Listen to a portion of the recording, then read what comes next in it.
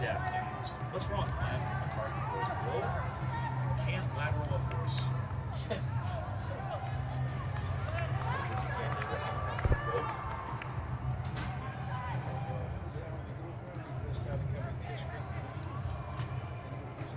Yes, on the desk. Because he was keying on a. Who is this? I missed the first one. Oh, yeah. So he was getting it off. Yeah, off like And he was reading it, telling what it was, and he was using pencil. It was actually the sound effect. But people believed it. Believe he was actually at the ground filming it live, as opposed to reading it. And he was in the radio studio in Sydney or something.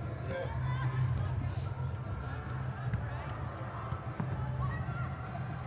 Oh, it's starting to spread out now. It'd be impossible to say that.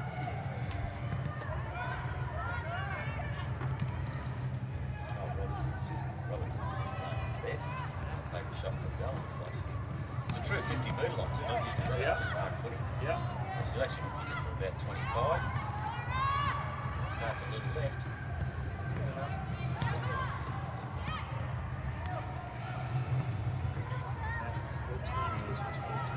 14 is Bodan.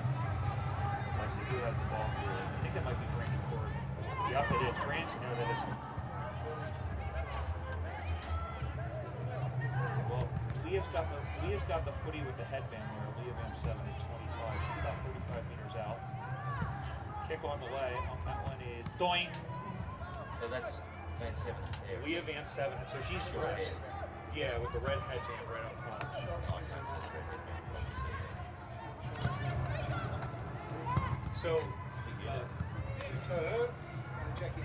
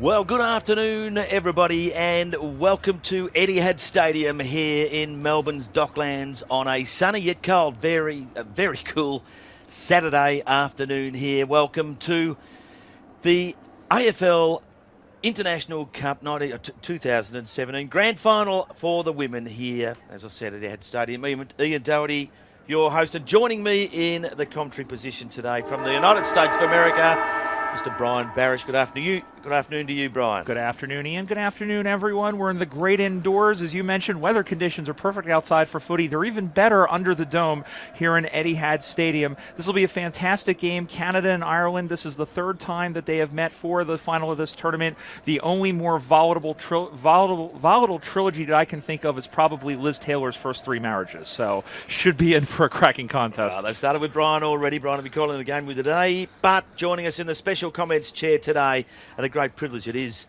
former Geelong champion footballer Darren Flanagan. Good afternoon to you, Darren. Good afternoon, Ian. Brian, how are you both? Certainly looking forward to this contest. It's been a wonderful 2 weeks of football across all parts of Melbourne, and so looking at the different styles of the two teams, with the Irish certainly playing fairly similar to a Gaelic style of football where they run and gun, play really fast footy, they get it to the outside, use their skills, whereas the Canadians play more of a contested style of footy where they want to get it inside. And I go back to the original game of the Carnival when Canada played Fiji, and it was one of the most physical games of female football that I'd seen, and certainly they were able to overcome a really, really strong Fiji outfit that day and get the job done. So certainly looking forward to that. You're right, it has been a great carnival as well. It's the Canadian girls about to break through. A little banner there coming out onto Etihad Stadium. Has been a physical contest. It's been terrific to watch. We've got to remind ourselves too, gentlemen, that these women are representing their country here. This is as big as it gets in Australian football for them to come here and do so. Well, I hope they do better than running through that banner, because they ran into it like a brick wall. They might have OD'd on the tape there in the middle by the look of it. Yeah, I was going to say, I need to calm down on the duct tape there, friends. Well, it was one chance at it, and they got through. That's the main thing. The Canadians are on the ground, and following them out there is the Banshees from Ireland as they make their way. No banner for them. They mean business. They're out on to Etihad Stadium as well. They're not far off start. There'll be a short opening ceremony here with the national anthem, and then we're going to get straight down to business here, 4 quarters of footy, to decide the 2017 International Cup champion team. Gentlemen, while we've got the opportunity, they're about to line up here. What are your thoughts on who's going to win this game? It's going to be close. It's going to be decided by less than a goal. Yeah, so I'm going to probably back the Canadians in. I think their midfield depth runs a little bit stronger than the Irish, but with the beautiful conditions here at Etihad Stadium, if they can get the ball on the outside, the Banshees should be able to put on a really good show. So hedging your bets there, Darren. I thought yes, with a name like Flanagan there, you'd be back in the girls. Yeah, I probably should, shouldn't I?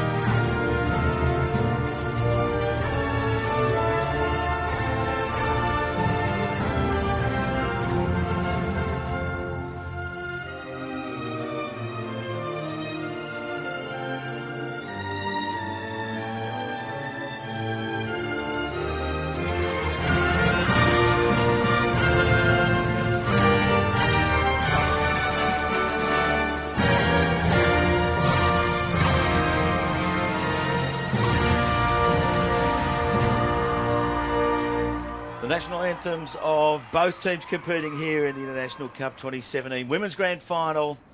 Goes Canada and then Ireland. And a shot of the U.S. Umpiring contingent, the U.S. AFL umpiring contingent.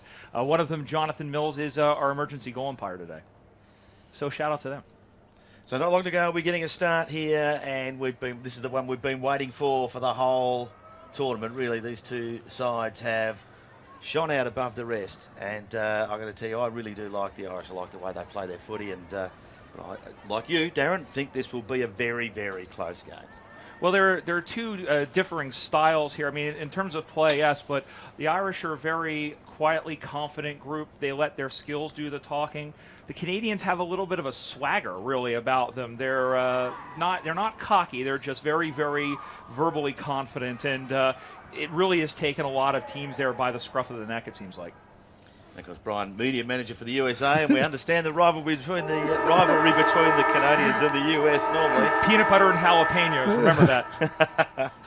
There it is, the warning sirens, girls getting together. Just the last couple of messages to each other, and perhaps a reminder of all the work that they've done going into this. Darren, of course, of the three of us, you've had the most experience in playing on the big stage, the grand final, and of course the famous 1989 grand final between Geelong and Hawthorn. What's going through their mind right now? It'll be a mixture of nervousness. There'll be some that'll be overawed. There'll be some that really step up to the challenge, and it's the side that settles the quickest. And you look back at 89, and Hawthorn certainly settled a little bit quicker than Geelong did. And yes, we couldn't quite catch them in the end. It was a good game, but a bad result. Nearly did. Still one of my favourite games of all time. I'm one of 400,000 people who claim to have been there on the day.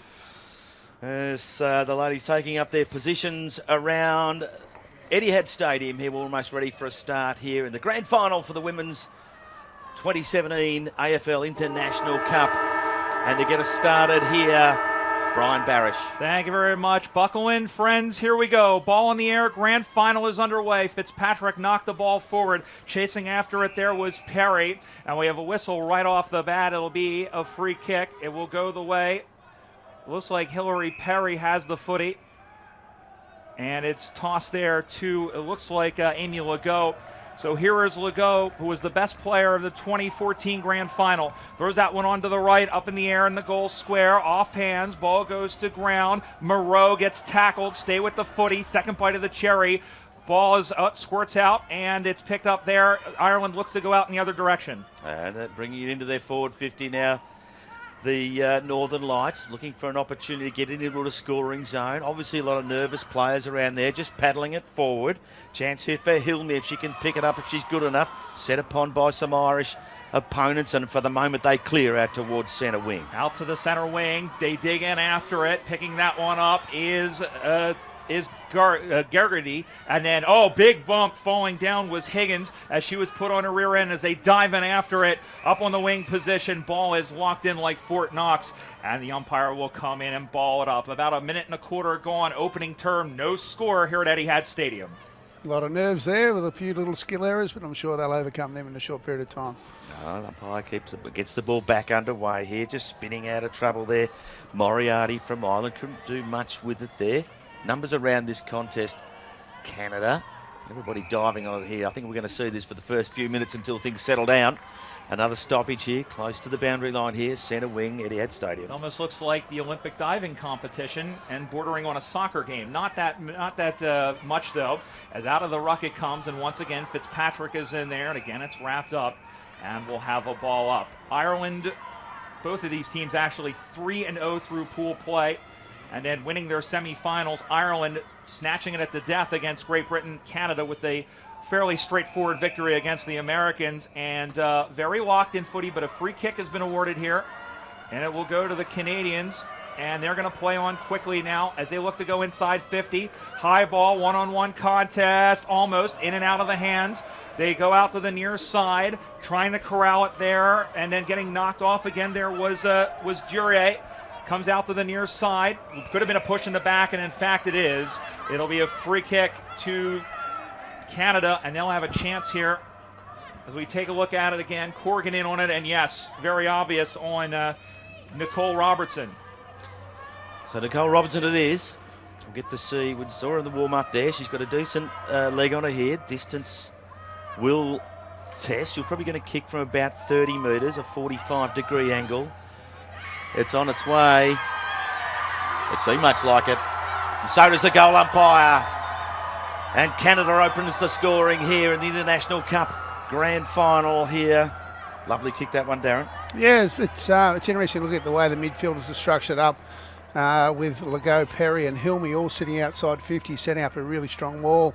And even at the centre bounce, they're setting up a bit of a defensive triangle, assuming that Fitzpatrick is going to win most of the taps that they've actually set up with some targets behind the footy. It's funny to see how they set up, especially when you see some of the bigger ruckmen on the men's side. They usually just give up the ruck, and that one is soccered on out to the far side. Chasing after it again is Fitzpatrick. She goes down and is pushed off the footy. Did a little bit of a hurdle there. In there for Canada's Claire Donnelly, or rather for Ireland. And again, the ball is locked in at the end of the center square there, with Canada kicking towards the lock-it end, up by a goal with almost 4 minutes gone. Well, we're back underway here again. A clearing kick there from Geraghty for Ireland. Back into trouble. Canada with a lovely tackle that time. Lovely tackle. That's Colleen Quinn. Just holds it up. Umpire says, I'll ball it up. We're in the centre of Etihad Stadium here. No addition to the score. Ball in the air again. Fitzpatrick. No, this time it was Gomez that won the hit out onto the far side now, and then picked up. There's Fitzpatrick. She'll throw that one long, but right through the wickets, right through the basket there of Halliday, and then the ball gets knocked around. Ireland, as they go after the hard footy, and then Hilmy is stood up. Ball goes to ground. It's going to be locked in. That footy is harder than 12th grade algebra, and we'll have a ball up right on the Premiership logo on the camera side. Canada 6, Ireland no score, almost 5 minutes gone. Back underway now. First opportunity for Ireland as they go towards 50. Dropping what should have taken there was Corrigan Durea. Ball on the ground again. Just trying to get some numbers around it here to be first to it. At the moment, Canada just hunting it down. They clear, but coming back now through Ireland. It'll be Trainer in towards the forward 50. Probably dropped what she should have taken. There's a whistle on play. We're going to see a replay of this, but I think we might have seen a chopped arm there. Yeah, just a little. Just a little. And it's Marie Keating who will go back. She goes inboard, dropped the footy there. Chasing after it was Moriarty. Here's a snap for goal, and we're level as Moriarty lined up. A good job of crumbing, and she kicked straight as an arrow, and we are back all square. A great answer by the Banshees. 1 straight 6 Ireland, 1 straight 6 Canada, 5 3/4 minutes gone. Yeah, a bit of loose checking there where the Canadians all headed to the goal square expecting the long kick in, which left a free player about 30 out for a target, which invariably caused the crumb, and then they'll kick to goal from there. All clear there, Moriarty, of course, playing for Diamond Creek here locally. She kicked truly. Can't spend what you don't have on that, Darren. You gotta play the footy and not where you think it's going to go. No, true enough there too. And no one get away here from this ball up. We're going to go again here. Girls just running it to the feet there. Trainer, last to get up, hands the umpire the footy. Back underway there, Fitzpatrick. Canada trying to clear. There's a whistle on here. Free kick to the Irish girls. Durea. It is. Yep. Corrigan Durea. Very big, strong. Good She's leg, had a good great leg. tournament too, has Laura. Goes on her right in towards the forward 50 again. They fly. No one can take the mark. Just giving chase at the back there was Halliday for Canada. No one can get it out so far. In a scoring area for Ireland if they can get themselves clear, but at the moment Canada hunting the footy on the pack. Although there's a tackle laid here. Plenty of pressure on the Canadian defence at the moment. Just skipping out there. Little chance for Connolly. There we go. Again, looks like Canada are going to clear. Legault out to the near side. It skips 3. She gets on her horse, and then Fitzpatrick may have taken her high, but I think the ball was over the line before the high tackle. It'll be a boundary throw and about 70 meters around from the Irish target as they kick towards the Coventry end. Ball comes spinning. Oops, sorry, it was in the loop. Ball comes to ground. It's picked up there. Carrying it with the football is Quinn. Quinn handballs it off to Moriarty. Centering ball high in the air, but just out of the reach of the Canadian player. And then they go to clear that one out. And then turning it back inside was Rorty. And Thought I heard a whistle, but I didn't. I'm hearing things just like in my sleep. Goes that one in. Ball goes to ground. That's a hard footy. Canada will release once again. It is Amy Legault. Out she comes here. We're in the centre of Etihad Stadium. Bouncing along in front of her now is Moreau. Getting towards the 50 there. Couldn't hit the target properly. The ball on the ground now. The Irish defence a chance to bottle this up. Umpire says, I'll have that one. And it'll be a ball up at the true centre-half forward position here. 8 minutes gone. Scores level. We saw Valerie Moreau running. I'll tell you what, she was awarded best player of the tournament in the women's division last night, and was definitely well deserved as the ball is locked in there. Darren, you've seen her play. I know you're very impressed by that young lady. Yeah, she came out to Australia at the end of last year, joined the women's academies, improved out of sight. She's a great credit for the amount of work she's done. And she's done very well. She only has been playing 2 full seasons, played for the Montreal Angels back home. Called her many times in the USAFL tournament. The ball squirts out, picked up there by Moriarty, and here comes Ireland back the other way. Chipped through the center of the ground, 1-on-2 against Beyer. Going after it again there is Halliday, who gets on her horse, and then it's controlled out. Legault into the middle, and it's marked straight in the middle of the ground by Laura Helmy, who is having herself a tournament. Plays on straight away. Laura puts it in towards half forward there. Got the numbers, Canada, but no one can get their hand on it. Terrific defence that time by Mulcahy. She knocks it out of the danger zone. Good tackle on there. Another chance for a clearance. Fitzpatrick does well. Back in towards the centre there. Again, tackling hard. It's a mark being paid here. Is it Nicola Curl? No, it's not. Sammy Legault. Legault. She off again. In towards the forward 50 there. Ireland with the numbers at the fall of the ball here. Just running out towards the boundary line. She can pick it up. It'll sit up for her just nicely. Juraya. That's Juraya again. And Moreau in on the tackle. Well, she is as ferocious as a French bulldog and hits just as hard. So it'll actually be a free kick, as she did claim. So here, from right under the 3 of us, is Valerie Moreau. They'll scramble the Jets in the goal square, and the kick is a centering ball high in the air. Ball goes to ground. They center after it, and they just get it out. Robertson is there, couldn't claim it cleanly. They hand it around, just gets through the gauntlet. Corrigan's there. Did they get her? Yes, they did. Holding the ball is the call, and the free kick will go to the number 6, Emma Kelly, who plays for the Ulster Kookaburras back home. 6-6 to score. 10 minutes gone. Remember, 4 17.5-minute quarters here in the International Cup. Breen takes the mark at half-back for Ireland. They just probably need to settle a little bit. Nothing on short. Decides to go down the line out towards centre wing. It's a 4-on-1 almost at that point. Moriarty arrives for Ireland to help out, but Canada bringing it forward again. Gee, committed tackling there from the Irish girls. No doubt about that. Being later, terrific tackles, been rewarded with a free kick. And the free kick will go to Gillian Behan, also from UTS Shamrocks. There's a dozen players on this Irish team that play here in Australia. And, of course, the one in Duryea who plays for in the AFLW, as going to get it there was Moriarty again. Spills out to Rorty. Spills out once again, picked up by Breen as the ball hugs the boundary line like a teddy bear, over and out on the wing position. Ireland 6, Canada 6. Each have kicked the ball straight once. 11 minutes gone. 11 gone, as you say. Still time either if they're good enough. They appear to have settled now. The ball comes spinning back into play. No one getting a real clearance opportunity there. Ireland for Canada. That's confusing. She almost got it through there. A tackle on there. Rorty there for Ireland. No one can really get it out. Umpire's blowing the whistle. We'll have a ball up here. We only travelled a few metres around from where the boundary throw-in was. Plenty of stoppages so far in this game, Darren. Yes, it's quite interesting. They've obviously done their homework on a number of really key players for the opposition team, and there's quite a few matchups one-on-one around those stoppages. Ball picked up now, scooped out to the near side. Being held was Perry. No call, and the mark is taken defensively, and that is Amy Legault. Been busy. She's had plenty of it. Yep. Throws that one on to the right. Inside 50, they go up, off the fingertips. It bounces there to Cassidy, who tries to get through, doying off the defense there. Robertson picks it up, centering ball, but 3 green jumpers there, and not able to corral it was Duryea.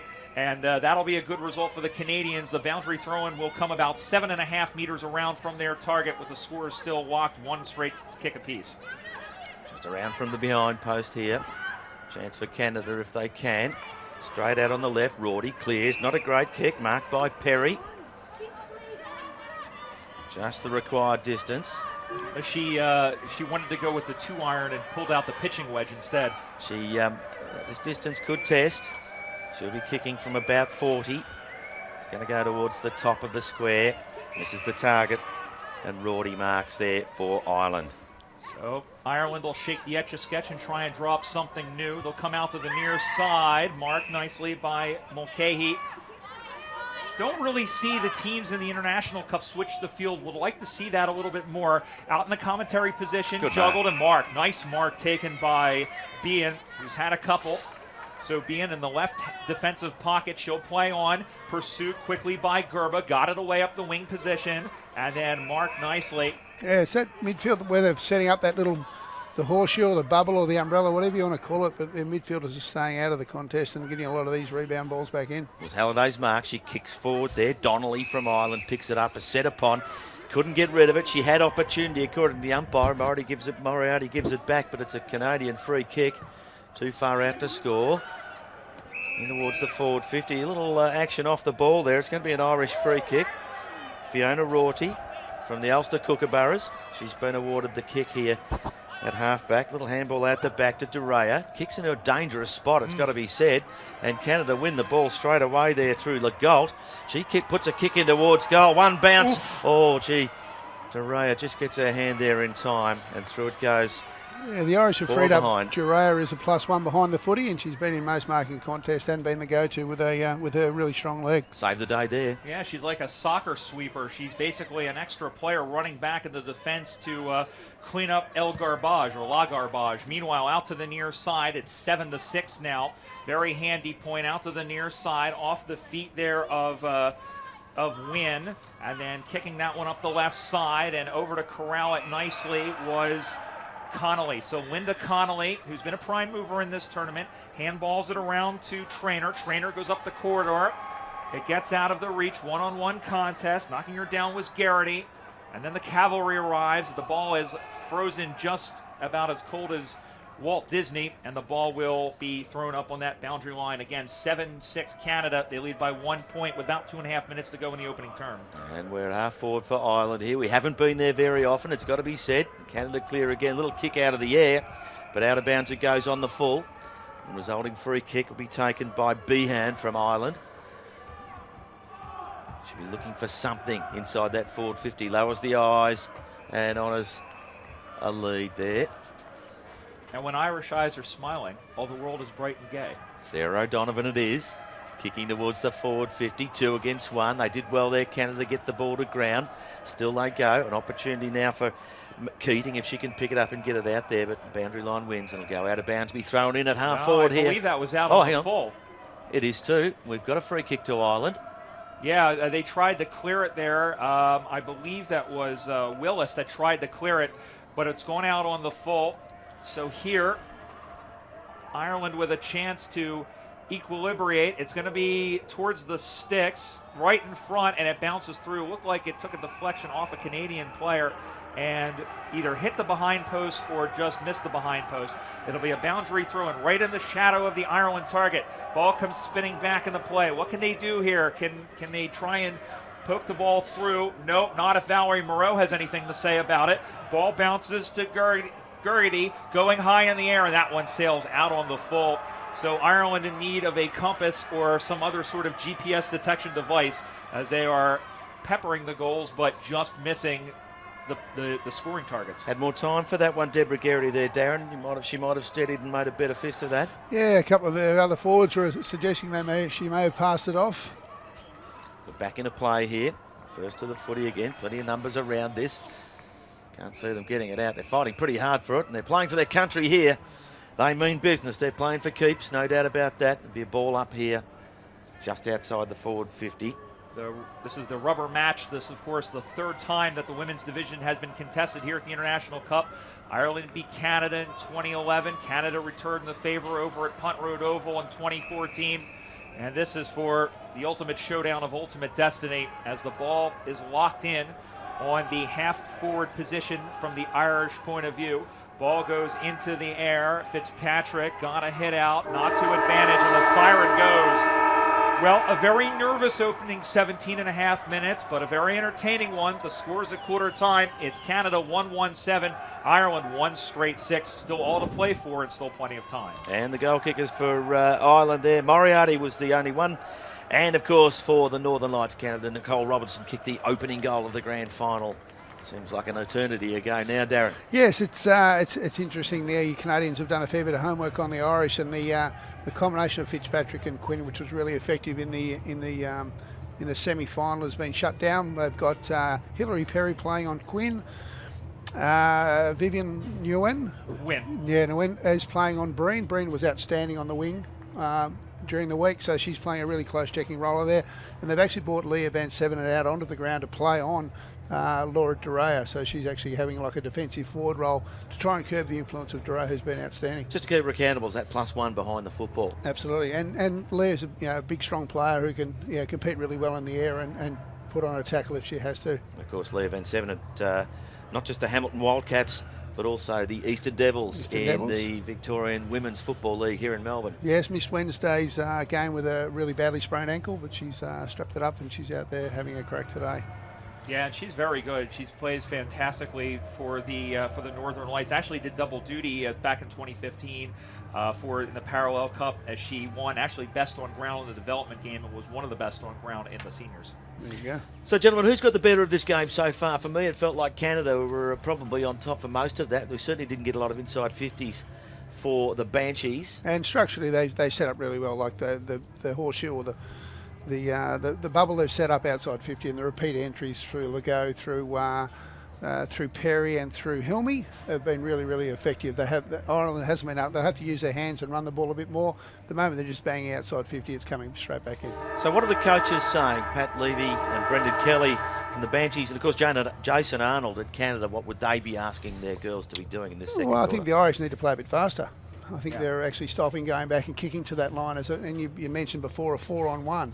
Like if you run and carry the footy, you actually clear that 4-on-1 and actually get into a bit of space. Yeah, I think Ireland needs to make this game more of a track meet, basically, because especially you've got Amy Legault, you've got Valerie Moreau that are not going to be afraid to run through and run the football down. So they're going to need to have some of their halfbacks and they're going to need to have some of their wingers begin to matriculate the ball quicker down the field and try and catch them on transition. So is that where perhaps the Irish have considered taking the skipper, Durea, out of that +1 role in defence and getting her where the footy is and getting her to really get this running game going? Well, it's interesting. She in the AFLW, she was obviously drafted as a tall defender, but actually spent a fair bit of time with her running capacity up on a wing.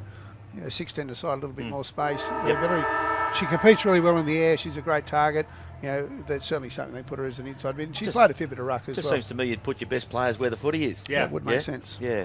I mean, we might see that later on. The complexion of the game may change. They may actually do that if it's still close, or if Ireland sees a chance to where they can really close it out by just turning the screws on them and sending her forward.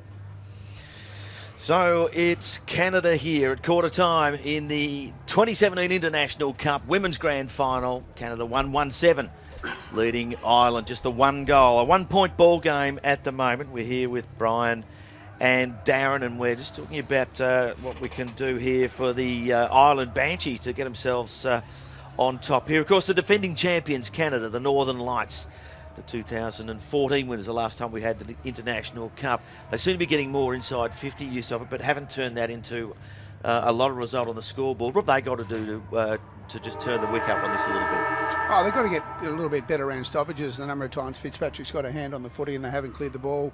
So they've got to be a little bit smarter with that. Get more out of Cassidy and Donnelly. I don't think they've really had much impact on the game. They were very good during the week and have been good across the fortnight. I just think some of their better running ball movement players that have been a little bit off. And of course, the Canadians, number 5 there, Valerie Moreau, was awarded the MVP for the most valuable player in the tournament so far. And not just the Montreal Angels, but of course with the Eastern Devils here in the women's VFL as well. Yeah, great story. Yeah, the way she came over, joined the academy, just worked really, really hard on a game. She went from a Div 1 player to a regular state league player, and a good one at that. And Darren, we were talking before the game. She don't be surprised if you see her either this year or with the expansion next year in AFLW. She's that type of player. Second quarter underway here at Etihad Stadium. Brian Barish, over to you. Here we go. Canada leads by a point out of the middle of Etihad Stadium. Ball is on the Toyota logo, and then there is Legault. Soccers the ball to himself. She was knocked down without the footy, and then continuing to play soccer with it is Molly Cullen. And now they decide to play footy, but not before a free kick has been paid, and it will go the way of the Canadians, who are now kicking towards the Coventry end to the right of screen here. Cullen with it now, centre wing, just chipping it a little wider. Just a retained possession, but they're bringing it now in towards the forward 50. Gillespie dropped what she probably should have taken there in 50. That's what they want, people to take marks in their forward 50.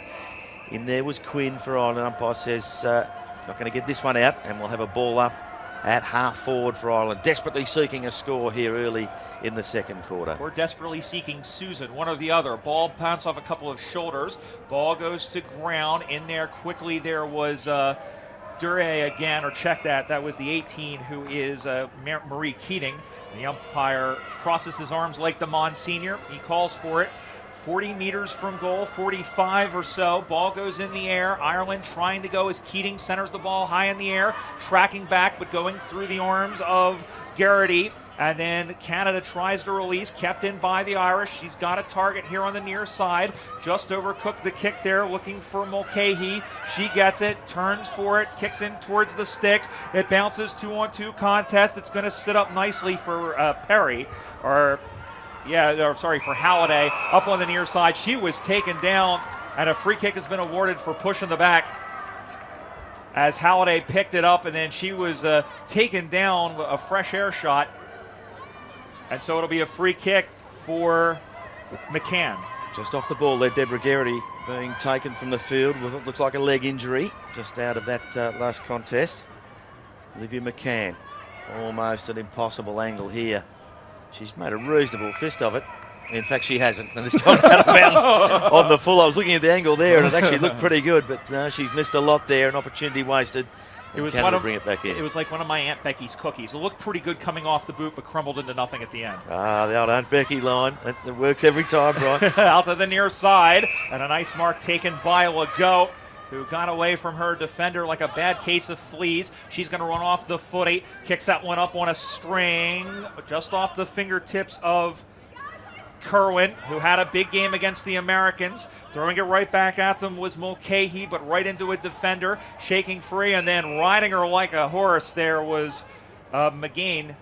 And the umpire has awarded a ball up. Looked like it was a free kick initially, but it will be a ball up on the half-back flank position for Canada. It looked like Hilary Perry was trying to convince the umpire that she might have got a free kick there. We play on's the call. Fitzpatrick on hands and knees. We're winning it out there, but Canada now clear through Legault in towards half forward. Lovely sliding mark there by Robertson. Quality football. Plays on straight away and puts it into a bit of space there for a teammate in Tong. If she can pick it up there, she's got an opponent taken pretty heavily. She managed to get to her feet there. No can quite get it out there. Robertson there again. Boundary line just beats them all, unfortunately. They had plenty of space that time. Darren couldn't get the job done. Yeah, Legault was outstanding at the stoppage, cleared it out and got it over the back, and she couldn't quite pick it up before getting a little clip from Laura Duray. Nicole Robertson showing a lot of energy in the middle of the ground. She has the only goal for the Northern Whites, who lead by a point. Ball comes out to the pocket here, picked up, and then having a click for goal. And that one will jump in front as they go off of Wynn's kick. Ireland trying to clear it out, and they do, through the middle of the ground. Ball comes up on the wing position in front of the cameras. Picked up, and then handballing it back there was Quinn. Ball comes free, and here they come. She has the bounce. She corrals it, puts it onto the left foot ahead of Mulcahy once again. Ball goes to ground. They chase after it. Canada desperately trying to get back to it. Wrapping her up quickly there was Gillespie, and then just getting it away there was Enor. And Canada will have a chance to clear out the far wing as it drops in front. Amy Legault there with the clearing kick. She's been very good in the back half too for the Northern Lights, Darren. Yeah, I think she's playing that sweeper role that Duray's playing for Ireland, and doing a really good job of getting her hands on the footy. Just used the footy well, getting it out of there, and that time clear to the boundary line. It'll be thrown in here, half forward for Ireland. Certainly testing the Canadian defence a little more in this second term. So we come back into play here now. Spinning out of there was Keating, puts it into the danger zone, aiming the goal there, in the right place, kicks it up towards half forward. Can't get to a target there, overrunning Mulcahy, has 2 cracks at it, couldn't get it. Ball on the ground here, there's a whistle on play, might be high, and it's going to Canada at centre half forward. And it will go back to Hillary Perry, who plays for the Calgary Kookaburras, who have won a US AFL National Championship. Good Nice kick. mark by Moreau, who was able to just get free with her defender wearing her like a coat. So here is Moreau. She's at the edge of her reality. She's got a strong leg, but this one might test her. Oh, she's dreaming. Yeah. Yeah, we think Darren thinks the distance might worry her. I don't think so. Well, right into the mixing machine, knocked down, ball goes to ground. Canada with 2 players on it. Picking it up was Van Sevenant, puts her head over the footy. She was claimed quickly. Did she have prior opportunity? Umpire didn't think so. It'll be a ball up about 10 meters in front. Canada trying to add to their lead. 6 minutes gone, second quarter. Canada 1-1, Ireland 1 straight, and Van Sevenant is just shaken up. As you mentioned, Darren, she had a pretty big sprained ankle there, and I believe it might be more of an upper body injury. Yeah, she got tackled quite strongly. There was about 7-on-3 in the goal square with the Irish girls, certainly outnumbering the Canadians. So it was a great effort to kill the contest by Leah, and she's a little bit shaken because of it. She's on her feet now as we got a little kick out there from the goal line. Looks like the Irish girls will get to clear here. Again with plenty of leg speed, kicking out towards a contest. The ball sits up right there for McGee. She's still working at it, but the Canadians now with some numbers. Going to bring it back inside their 50 again. Again, no one can take the mark. Just running onto it there. Oh, a little handball over the top. This is a big chance for them to score. The crowd love it. They got it. Charnel Willis. It was Willis. Yeah, great play by Van Sevenant there, where she was 3-on-1 in the air and just tapped it out to Legault, who fed it off. And Charnel Willis puts through goal number 2 for the Canadian Northern Lights. They move to 2-1-13 and they lead Ireland just the 1 straight goal, 6. And we've travelled just over 7 minutes here in the second term. Great vision there from Legault to find Willis. And where was the defense there as she was able to shake free? She is quicker than a jackrabbit in that forward line, and she plays her footy for North Cairns via the Edmonton Emus, which is Jason Arnold, his home club, the coach. The umpire tosses the ball skyward. Gravity takes effect. Hit out, looking for Keating, beg your pardon. And then here comes Canada back the other way, out to the near side, off the hands, controlled by Canada, going back to corral it. Handball looking across for Irwin. Irwin went back to go forward, and then picking it up and going forward with it. Throw that one onto the left, out to the wing position, heading towards the boundary, and going after it there was Fitzpatrick, who just got a cuticle to it, and the ball goes out of bounds. Canada 2-1-13, Ireland 1 straight 6. Clara Fitzpatrick there from the Diamond Creek Footy Club. Comes with a big reputation. Now Darren says she's a pretty good player. Goes okay. Pretty clever there. Clever enough to see it over the line and nice and safe. We're back in here. Hilmy driving it forward. No one can take the mark. Rorty was there. She couldn't get it. It comes out now to Kiefer. Kicks forward. Oh, mark taken. And play on straight away is Amy Legault, is it? She's kicked in towards the goal square again. 1 bounce, 2 bounce, and safety on the final line of defence there from Ireland. Just putting it through for a behind. Yeah, so Legault's pushed into the forward line, and Valerie Moreau stepped into the midfield and providing a great target down there. And Carol Breen showing all of the desperation of someone trying to get the last iPhone from the store, able to knock it through for a rush behind. 2-2-14 to 1 straight 6. Here as we travel through the second quarter. Glad you're joining us here on AFL.com.au. Hope you're having as much fun watching it as we are up in the booth. Threw that one onto the right foot. They'll hold a raffle for it. Knocked away. And now here they come, centering up. That is Moreau. She liked that off the boot, right in front into the goal square. They push forward. It's going to roll. Pushing the back, maybe. Yes, it is. And it's going to be a free kick from the doorstep as Duryea and possibly Hainsworth. I think that's going to go against Hainsworth from in front. And so going back to get it will be Trisha Rolfe, who plays for the Calgary Kookaburras. She'll stagger forward, and Rolfe extends the lead. Dead center perfect, and Canada are drawing away. 3-2-20 for the Northern Lights. 1 straight 6 for Ireland, and just pressure off the ball earns them the free kick. A workmanlike goal for the Canadians. Yeah, there's no need to give that free kick away. They had the 2-on-1 in the goal square. Giray had control of the footy. You see here, just pushed her fair in the middle of the back, and it's an easy free kick to give for the umpire. Yeah, so the disappointed Giray there. She was away with the football too, and a costly error there. As the lead goes out to 14 points here. We just crossed the 10-minute mark here in the second term. We're back in the centre. There's a whistle on here. I think there's a centre square infringement. We think. It's a free kick to someone. Yeah, it will be at some point. And I just need to tell everybody who. So the boundary umpire on the far side paid that. So I'm tipping it was an Irish girl who ran into the square prior to the ball up. And the kick to be taken here by Gomez. She's in the centre of Etihad Stadium. The crowd starting to build. Just gets under that one, chips it out towards a one-on-one contest. Donnelly there for Ireland, gets it first, gives her opponent the shake. Kick sort of partly smothered, bounces the way. Well, could have been in danger there as Hilmy tried to take it off the ground. Canada again, little handball there from Bowden. Tackles on there, trying to get it again. Tong, if she can get it clear, back in towards trouble. And good spoil there from Quinn, just bottling it up the Irish here a little bit as the ball trickles over the boundary. On the free kick, and I think we're paying for in the back, and it will go to Ireland. It is too. It's to Emma Traynor from Ireland at half-back. It's for the UTS Shamrocks, one of many players on that Irish roster. She'll continue up the corridor off the hands of Gillespie, and I believe that she's going to get paid here, as may have been a little bit high contact. So the free kick will go to Gillespie.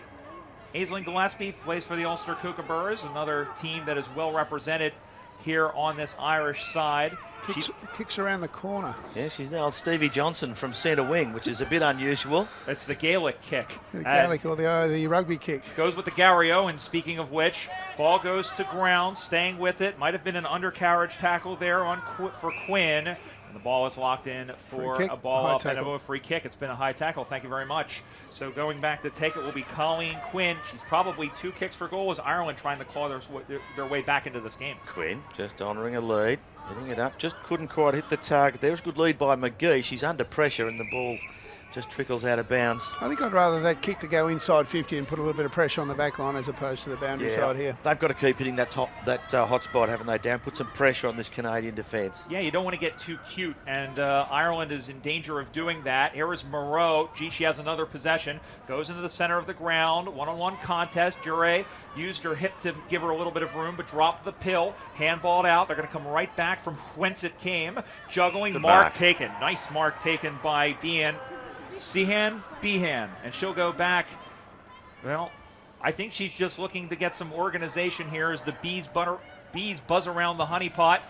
Send that one in, drops in front off of hands, just handcuff the player there in Breen. They go back after it. Canada trying to get it. They'll move that one on. Chasing after it is Gillespie. Stay with the footy, winds up the sticks off the left foot, and that's a nice goal by Aislinn Gillespie.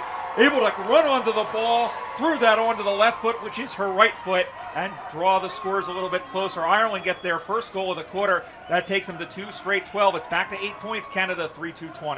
Yeah, and once again, putting pressure at the top of the goal square. It's not that hard. You know, when the ball spills out, the smart forward picks it up, and lovely shot on the left. That's the secret to it, isn't it? And for the Irish to get it straight back into that forward 50 now would be what they're aiming for, no doubt about that. We're back in the centre of Etihad Stadium here. Travelled 13 and a half minutes into this second term. Really wins the tap there.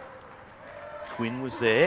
It's coming out again this time to Ireland, giving chase there. Breen coming out now from Canada. It was Legault. She's trying to get her hands on it. Been everywhere in this second term for Ireland. Over to Moriarty. Spins back out of trouble. Nice work by her. Kicking in towards half forward. And Keating takes the mark. Well, Ireland up and about. They're going to throw that one onto the right. This Keating, marked again by Gillespie. So Gillespie's got it going on a little bit. She's 2 kicks from goal. She's going to take a look around. And no one really making a lead for her. Going with this Gaelic kick again, Darren. And there might be something in this. I'm actually, it's sort of interesting that they don't play it off the mark. And she goes forward, 2-on-2, cut it, almost taking the mark, or was it paid? No, play on, says the umpire, off the hands of Quinn. Ball spills out directly in front.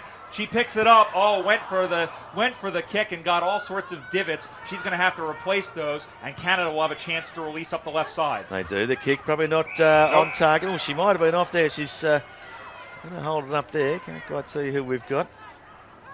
A mark at half forward. Just lowers the eyes in, honours the lead. Lovely, lovely. And it's Gillian Behan again. Probably too far out to score this time, but she's had plenty of the footy in this second term, Darren. Yeah, they're starting to work a little harder now. They're using their leg speed and using the speed of ball movement to make themselves a really viable forward. Just aims at that little lead there. Couldn't hit the target, Gillespie, the previous goal kicker. The boundary beats the ball. It'll be thrown in at half forward here for the Irish. It's 12 plays 20, an 8-point ball game, 15 and a half gone, second quarter. Ball comes spinning back in the play. Knocking that one down again was Fitzpatrick, and here comes Amy Legault. She'll have a bounce, she'll have a look, she'll cut to the inside. She's got to get rid of it. Well, the mustard came off the hot dog, and then she just wailed at it with her left foot. They're going to send it right back at him. 2-on-2 contest. Ball went to ground. Controlling it there was Behan. Boy, she's had a bit of the ball. Goes into the middle. Through the wickets there of Moriarty, handballed in front for Gillespie, goes back to Moriarty, finds a player out the back in Cohen. Cohen is beset upon, whoop, she slipped on a banana peel, and it's holding the ball as she held it and playing on quickly as Legault. Here come the Canadians. Wagons, up the left side. It just bounces away from Moreau. Moreau able to corral it in a wrestling match in there with Cassidy. And the umpire crosses his arms like the first rabbi of the synagogue of Australian football. And we'll have a ball up with less than a minute to go here in the first half. Canada still leading by 8. All right, coming down there to Cullen. She's got a little bit of time and space, helped out by Donnelly. But the cavalry arrive now for Canada. Just picking up at the back there, Hilmy. High. She's set upon there. Might have been high, yes, says the umpire. Free kick, centre wing there. And it's Lara Hilmy. Goes towards half forward. Oh, really well judged. Kicked that one. Nicola Kerwin takes the mark. Too far out to score. This winds back in there. Well, Robertson might have been the target. Couldn't get to her there. Giving chase towards the boundary line. Leah Van Sevenen. She couldn't pick it up in time. She appears to have recovered from her earlier fall. It'll be a throw in here deep in the forward line for Canada. Siren is imminent. And there it goes. Halftime at Etihad Stadium. Here in the 2017 International Cup Women's Division Grand Final. Still all to play for. Canada got off to a good start in the second quarter. Ireland fought back. After 35 minutes of play, it's the Canadian Northern Lights 3-2-20. The Irish Banshees 2 straight 12. Halftime thoughts from Darren Flanagan. Yeah, still the Irish girls certainly worked their way back into the game in that quarter, but I still think there's a lot of their better players down. So I marked a few before the game that I was expecting to be really good. Breen has been well held on the wing. Duray has been outstanding across half back, just marshalling the troops there. They haven't made the most of Fitzpatrick. And the one who I think is probably down the most from the semi-final is Quinn. Now, Quinn was the main go-to for Fitzpatrick at most of the stoppages, but she's had very little impact on the game because of the fact that Perry and Hilmy have actually played a really good close role on there.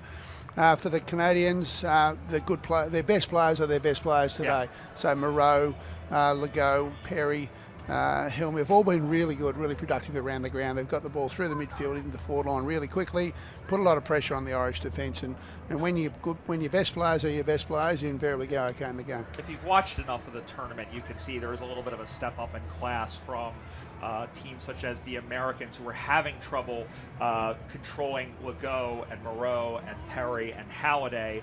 And here in this game, Ireland has played a little bit closer to them, and they've denied them as much, but they're still getting their touches, they're still getting their play, and they're also getting a little bit of the sway in terms of the free kicks. So, but the Banshees are still playing well, and you saw them lift at the end of that second quarter as they got the goals there from Gillespie.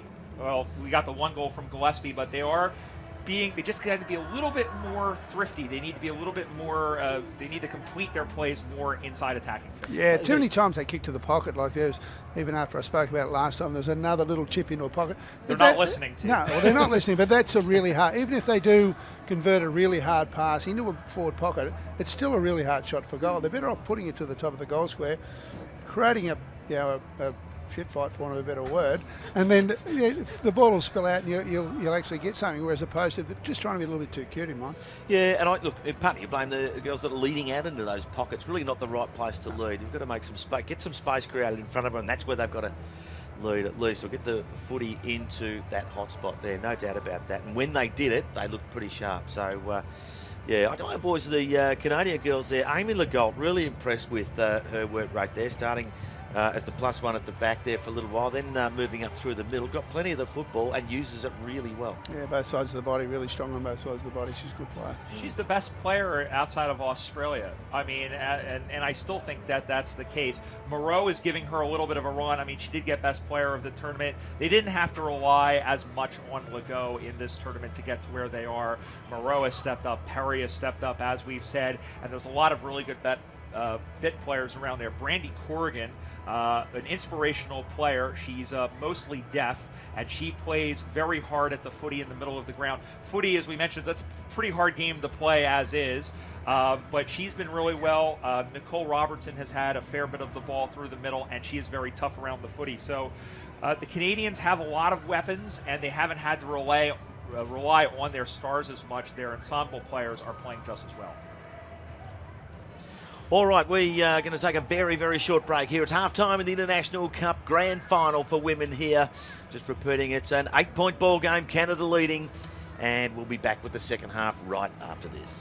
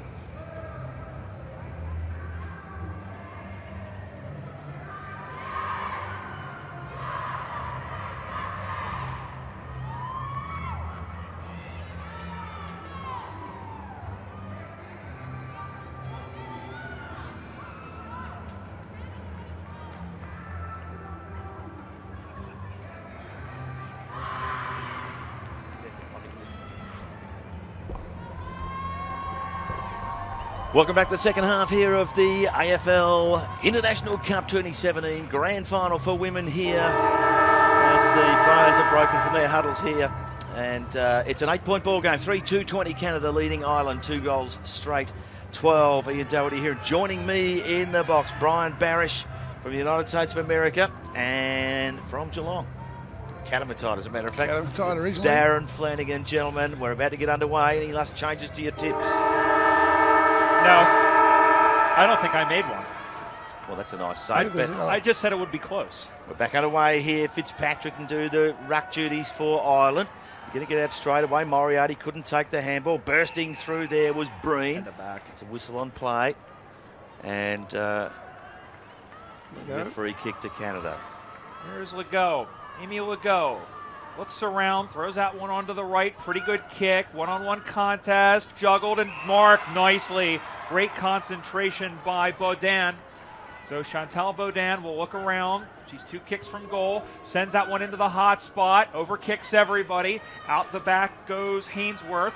Corrals it. Lost the footy. Picked up there by Van Sevenant, who goes backwards. Claimed quickly. And it's going to be something. It's going to be a free kick. I believe that was a low tackle. And here is Lara Hilme. So Hilme will go back and try and put that one into the middle. Goes out high, and it's marked defensively there as cutting across was Breen. And Ireland will release. Terrific mark there from Breen, backing back into the contest. Unfortunately, she kicks it out to a 3-on-1 there. So Canada will bring it straight back in. No one taking the mark there, charging through Keating. Trying to do all the heavy work there. Just getting tied up. Umpire says can't leave it there too long. Let him go long enough. It'll be a ball up here at half forward for Canada. Canada leading by 8 points, trying to go back-to-back here, having won in 2014. As getting it out of there was Keating. Goes up onto the wing position, out of the reach of Higgins. Staying with the footy, and then getting dragged down. Higgins is able to pick it up and continue on. That wasn't 15. Oh, big hit. Really quickly there on Halliday. They spilled the pill. Picking it up again was Ireland. Against Ireland, ironically enough, as Gillespie just got it onto her left foot, and Moreau is wrapped up for Hanukkah, and we'll have a ball up on the edge of the center square, camera side, wing side, ball up. There we go again.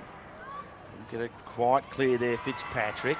It's coming out now towards the centre wing position.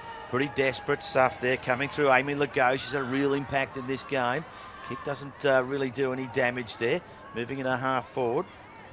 Chip back in towards centre wing there. I think Trainer was the target there, but unfortunately for the Irish, it's been intercepted by, is it Hilme from Canada? It is too, kicking in towards half forward they go. Another attempt to kick it off the ground. Fitzpatrick got pushed backwards, sat on her backside. Tackle there, standing up. Umpire says we'll ball it up here. We're still at centre wing here at Etihad. It's an 8-point ball game. We've travelled nearly 3 minutes. Both teams went to go give each other a high five, and both missed. More importantly, they missed the football. Ball was dropped. Ireland trying to get it out of there, and 3 black jumpers beset upon the football. And we'll have a ball up here at Etihad Stadium, the great indoors, the great southern indoors here. Beautiful conditions, the sun is shining, the birds are singing, and maybe vice versa. Ball goes to ground, they hack it out, looking for Moreau. She's claimed, ball, cried the crowd. Boot, says the umpire. Ball goes up high into the air, bounces free, just past Fitzpatrick. Handball up high, Moreau is there, would have sat up for her, picked that one up, and then she's claimed. She went without the footy, and then the umpire comes in and says, holding the ball. Improper disposal and all those things like that there. Free kick to Colleen Quinn. It is Quinn now at half back. She's worked pretty hard today. Puts her kick in towards both benches there. No one can take the mark. Mopping it up out the back there. Looked like it was Ireland. Very confusing when someone for Canada against Ireland is called Ireland. The kick goes into the wing position there. Moriarty there. She's got to hand it over. Valerie Moreau with the free kick. Plays on now. In towards half forward there. Ireland with the numbers. It's a whistle on play. And it's a free kick to Canada here. They've got a real opportunity to increase their lead. Yes, they do. They got to get a lead, however. Halliday. As it's Jacqueline Halliday going to go in. Up high. Fitzpatrick with the spoil. Throwing that one was Hilme. Looking for Kerwin. who kicked 3 against the Americans. Ball goes into the pocket. Chasing after it is Ryan. Ryan corrals it, and 2 Canadian players corral her. And then getting thrown to the ground was Breen. It looks like a rugby maul, and the ball is shown out of bounds about 25, 30 meters around as the crow flies. Canada 3-2-20, Ireland 2 straight 12, 5 minutes gone, third term. Making a play here.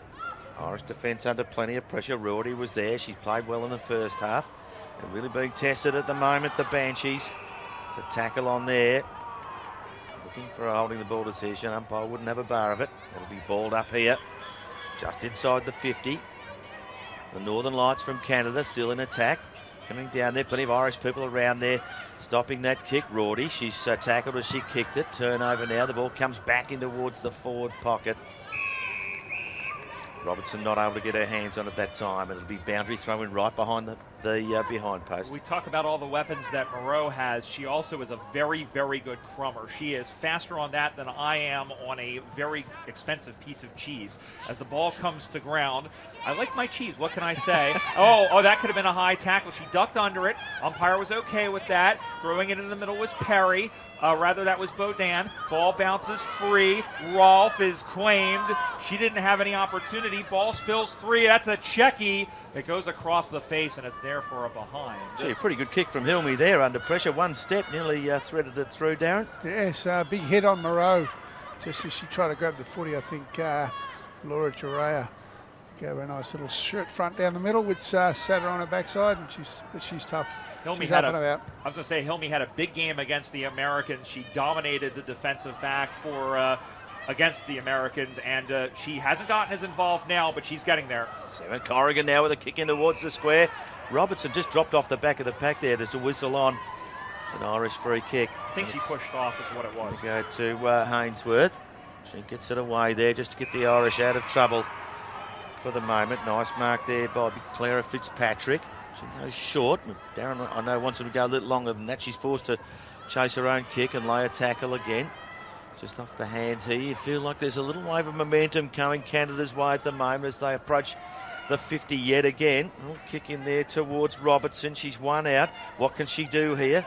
Shows her opponent a clean pair of heels. Hand pass to a teammate there in Legault. She couldn't take it cleanly. Again, another handball back out there from Gerber. Going to bottle it up here. Nice work from Cullen. It'll be a ball up here, 50 metres out from the Canadian goal. Yeah, the Irish are really struggling to kill the contest when it comes out of the back 50. It's just coming back in far too easy. They have moved.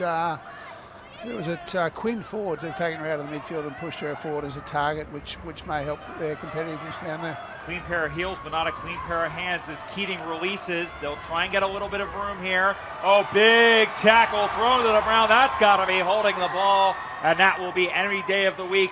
They'll play on out in the middle of the ground, looking for a teammate there, and then Fitzpatrick goes in quickly, throws that one on to the right, goes up high. It is off the hands of Willis. Ball comes out, still in the halfback or half forward, as a little bit of friendly fire. Rorty able to get it off, handballs around, then circling back. Oh, just got the jumper there, but just getting it away was Bean. Comes out to the wing position, one-on-one. Getting to it is thought that was Keating, but no, the ball comes free. Pushing her off the ball there was Trainer, up on the wing position, and the ball is locked in there, locked away like my secrets, and we will have a ball up on that outer wing position. The role of Tricia Rolfe for Canada playing on Duray. Every time she leaves defensive 50, Rolfe goes and picks her up to make sure she's not involved. And again, Fitzpatrick gets it. You just sense the intensity's going up here a little bit. Moriarty, little handball across to Bean. She brings it into the 50 for the Irish here. That opportunity now for Connolly. She puts a little shot on goal and narrows the gap for the Irish. The Banshees are coming, ladies and gentlemen. And we have a 3-point ball game here at the 9-minute mark of the third term here.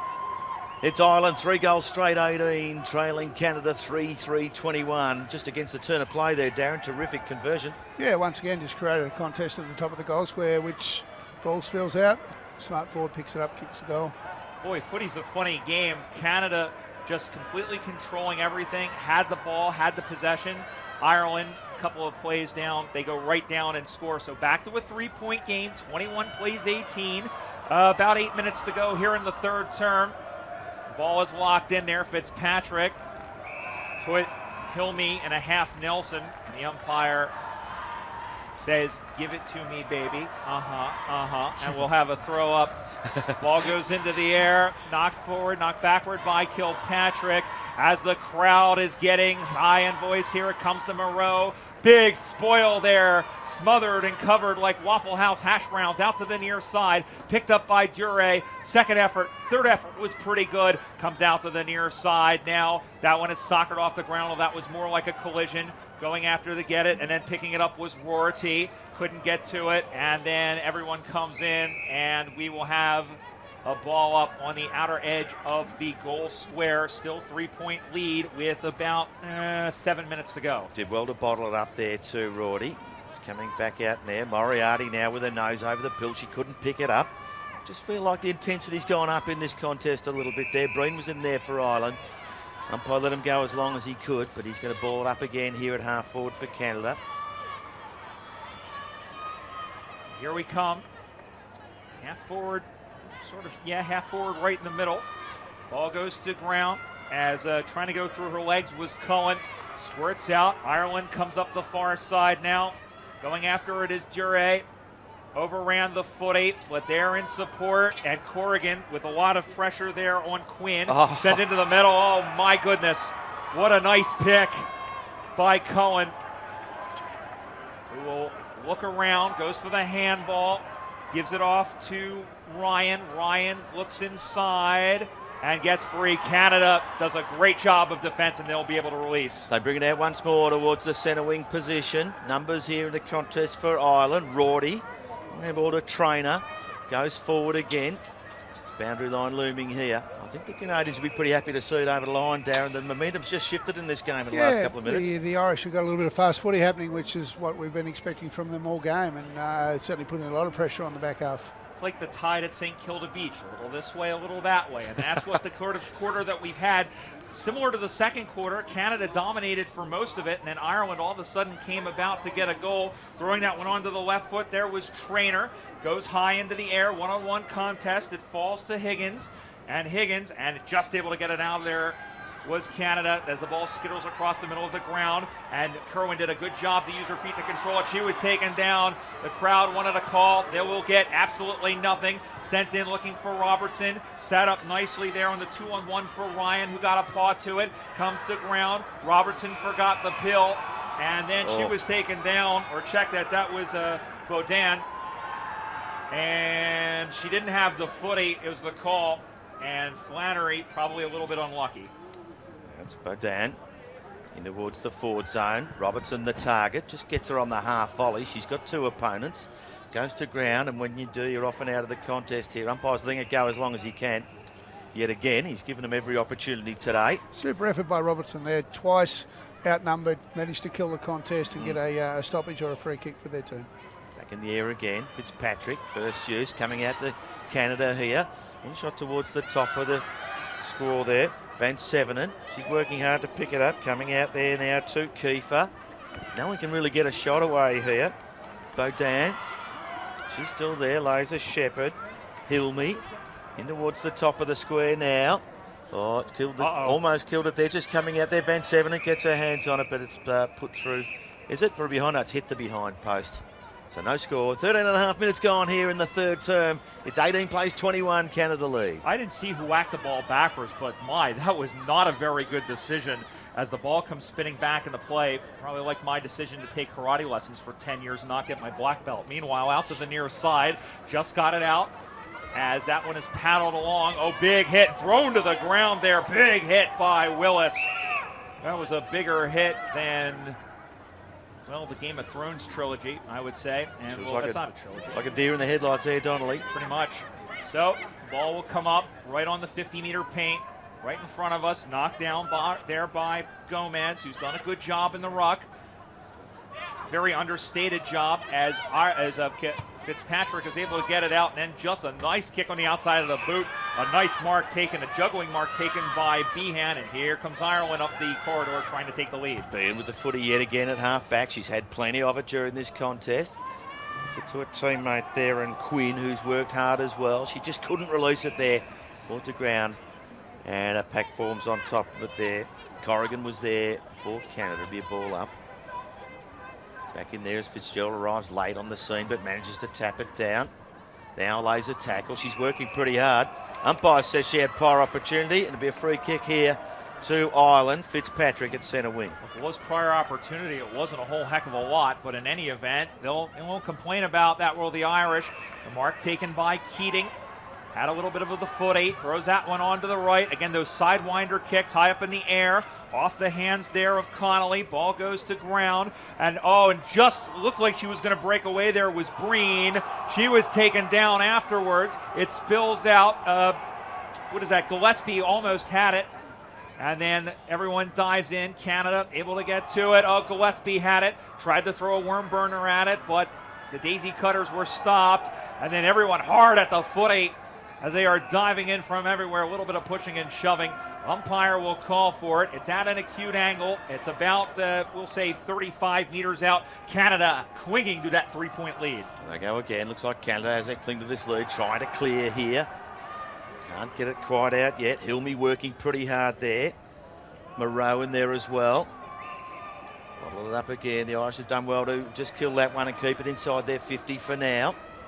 It's been one of the biggest changes this quarter is the ability of the Irish to kill a few contests inside their front half.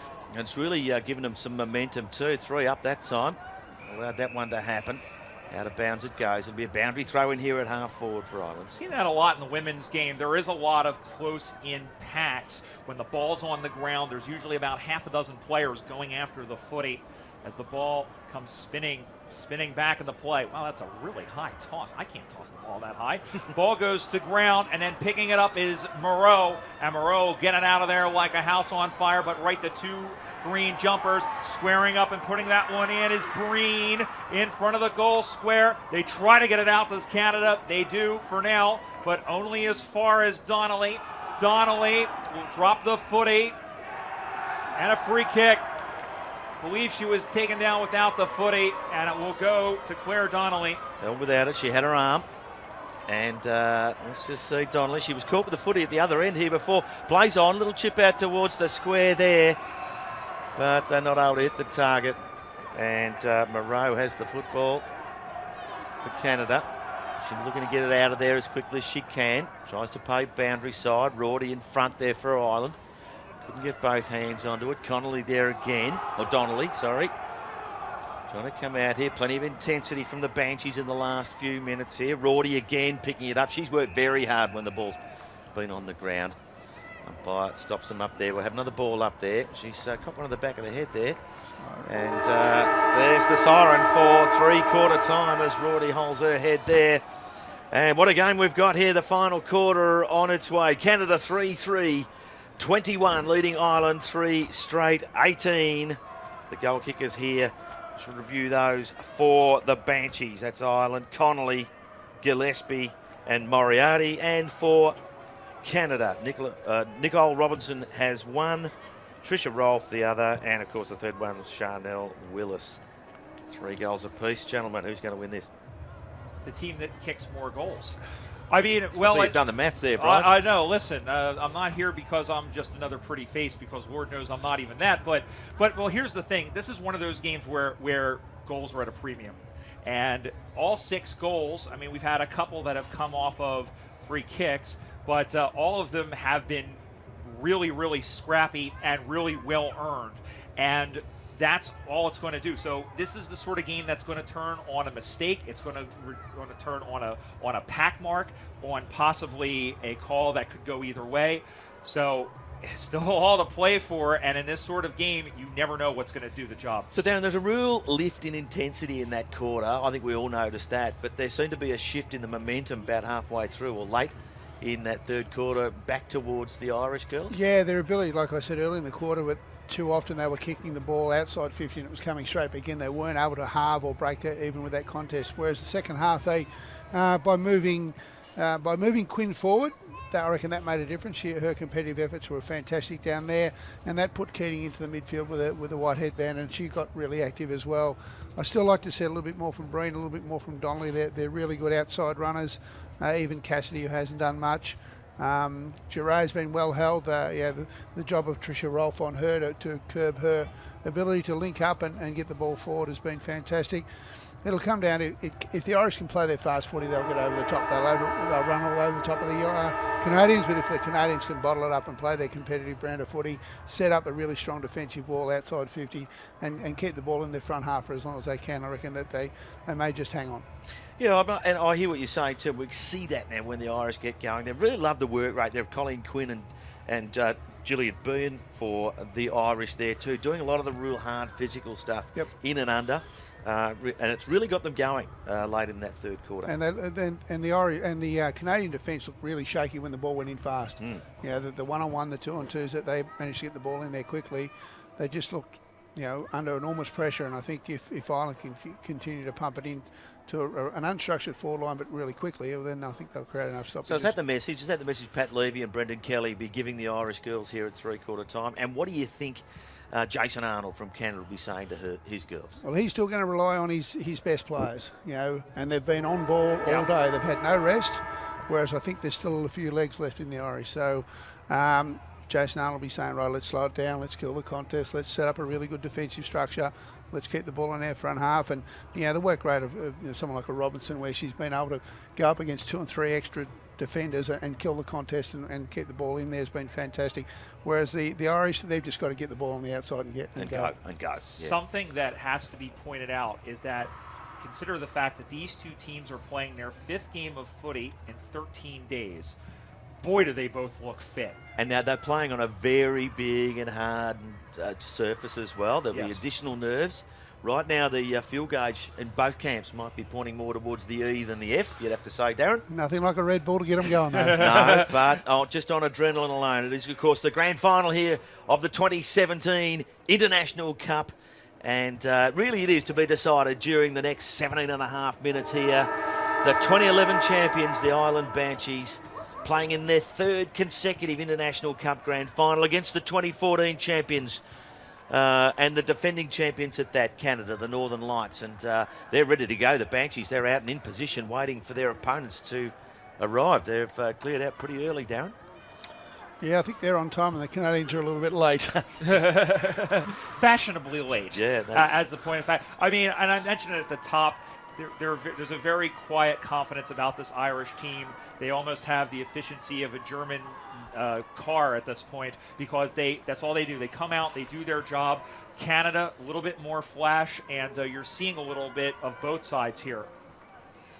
All right, we're back into position here, almost ready to start. The final term here, just to repeat, a 3-point ball game. Canada leading 3-3-21, leading Ireland 3 straight, 18, 17 minutes and 30 seconds of International Cup football remaining for 2017. Brian Barish, get us underway. Will Irish eyes be smiling, or will Canada paint this place in maple syrup?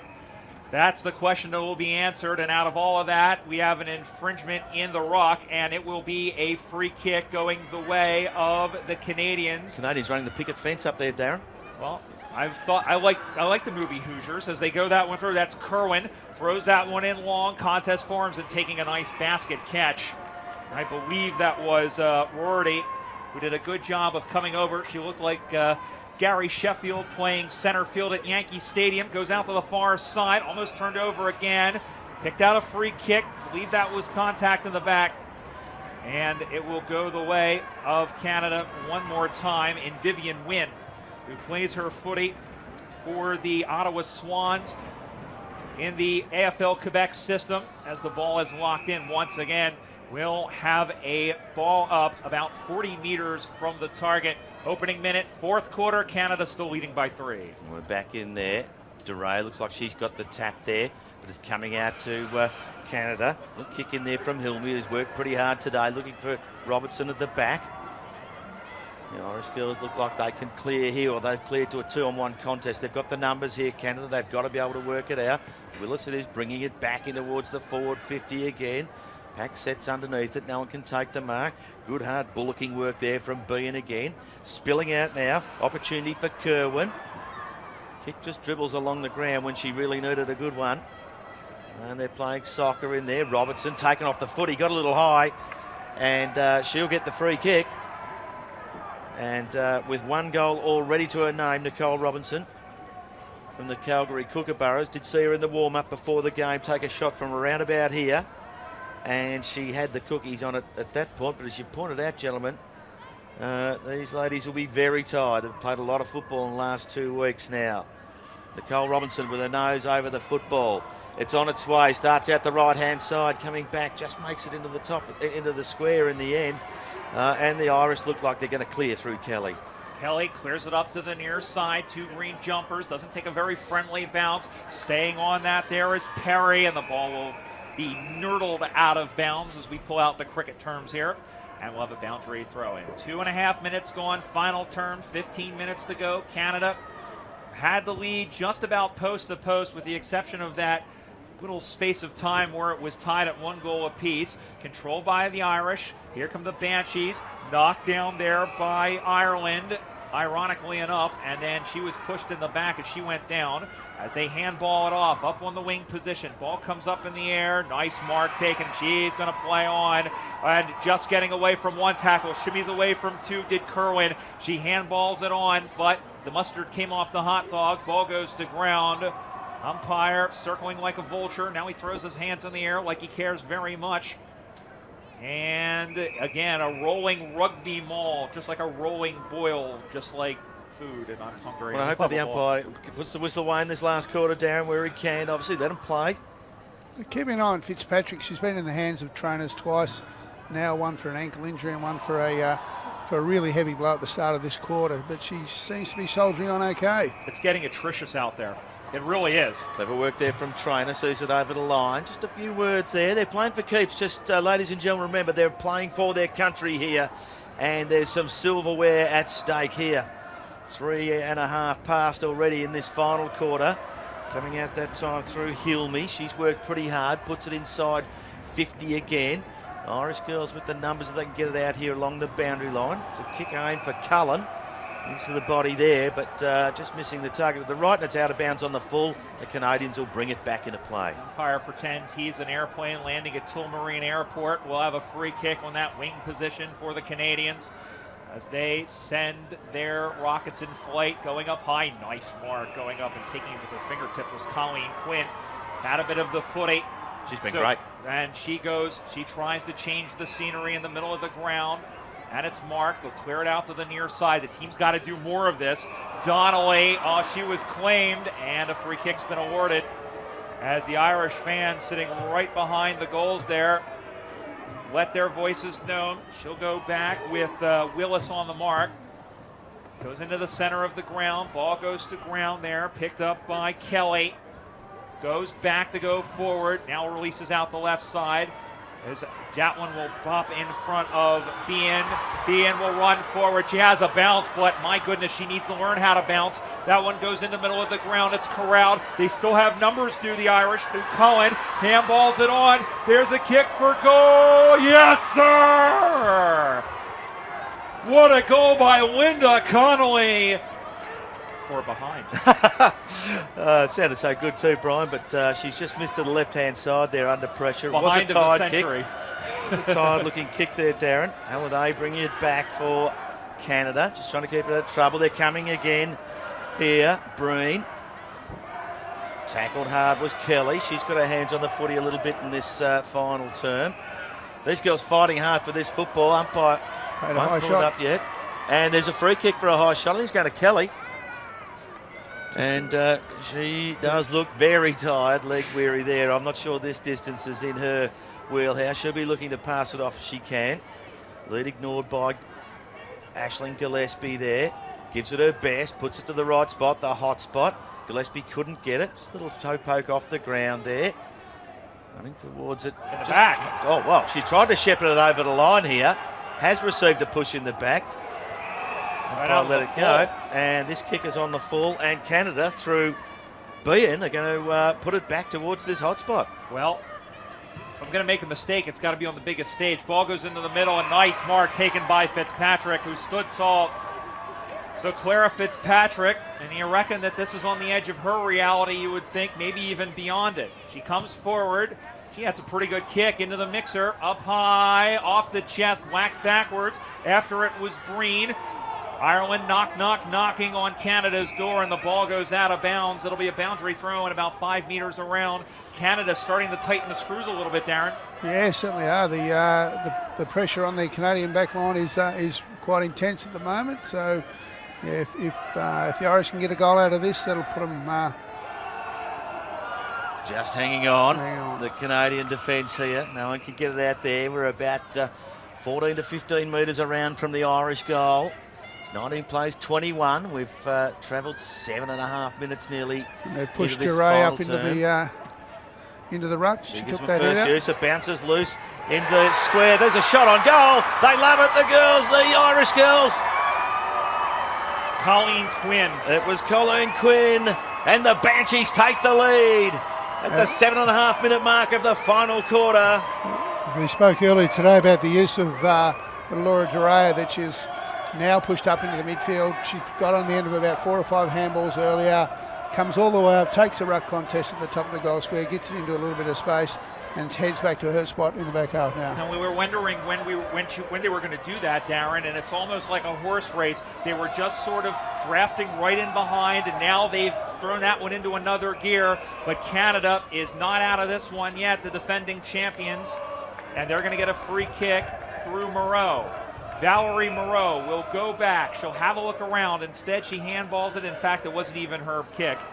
So we'll try that again. As here is Lisa Kiefer, who plays for the Hamilton Wildcats in Ontario. Sends that one up high. They've got numbers around the footy, but in the end, it is Breen who gets rid of it. And she is claimed, and that is going to be a free kick behind the play. And that was a big collision as players are down from both sides. Here it is again. Just able to shake free. Oh, boom, wow. Van Sevenett, well, she sent her into next week. It was like a car accident, and Van Sevenett hasn't regained her feet either at this point. There's trainers everywhere. And just a reminder, it is the grand final here of the Women's 2017 International Cup. And ladies and gentlemen, they are playing for keeps here, representing their country. That was a collision as good as you'd see. Both girls absolutely committed to the contest there. And clock's still ticking away here while these girls are on the ground. Leah's got a little bit of hockey player in her, and I'll tell you what, that was a pretty big check.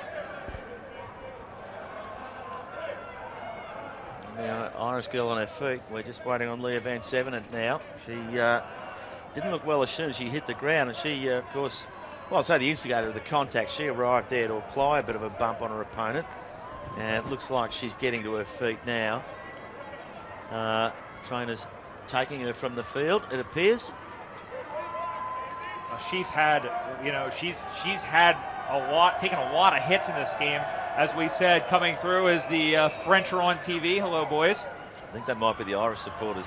Either or. Right. It's the same thing. We're underway again. The Irish bring it forward now towards the centre half forward position. It's a one-on-one contest there. Connolly couldn't pick it up on the half volley. And Canada now, through the agency of Ireland, are going to take it out of defence. The kick can't hit a target. And it's been marked there by Colleen Quinn, the goal kicker from just a few moments ago. And Quinn goes through the middle, makes one tackler miss, goes up the far side. Almost taking it was Breen, who got knocked backwards. Umpire was okay with that. They release it up the corridor. Marked, yes. And once again, it's Quinn. Cometh the hour, cometh the young lady. How good's she been, Darren, in this quarter? Yeah. Well, yeah, really has stepped up. She was one that I expected to be one of the really dominant players of the game, and she's certainly come to the fore in the last quarter. Fitzpatrick sends that one up high into the arc, but marked defensively by Amy Legault. She herself is a champion, and she will look around as Canada now find themselves down by 4 with only 6.5 minutes to go in the game. All right, Canada with it here. Centre wing position, Hilary Perry. She's had plenty of it. Just getting in back there for Legault. There's been an impact play. They turn it over now. Coming out there was Bean. She's set upon. Can't get rid of the football. They're playing for keeps here, ladies and gentlemen.